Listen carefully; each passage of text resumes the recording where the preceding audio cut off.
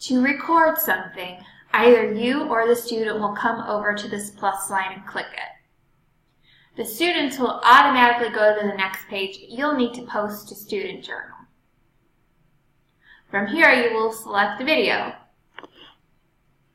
You can either pick a file that you have already recorded, or you can record the video file. You'll have to accept the permissions to allow your video recorder, and everything else. So I already have this all set up to go. It says that I will need to use the space bar to record and to pause. Or I can actually click on Start Recording. It gives me a countdown, and like I said, I can pause using the space bar.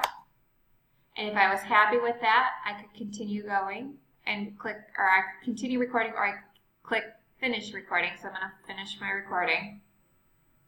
That means it's just compiling it all up here. It is currently processing my video. If I did not like it, I could record it again. I can download it to my computer, but for right now, I'm going to add the video to my student's wall. As with anything that you do, you can add extra components. So in this case, if I wanted to add a caption, I could, but I'm going to pretend I'm happy with it. So I'm going to click the check. I could send it to select students, or I could make it available to everybody. So since this is a real class, I am going to, I'll just send it to Andrea and apologize to her later.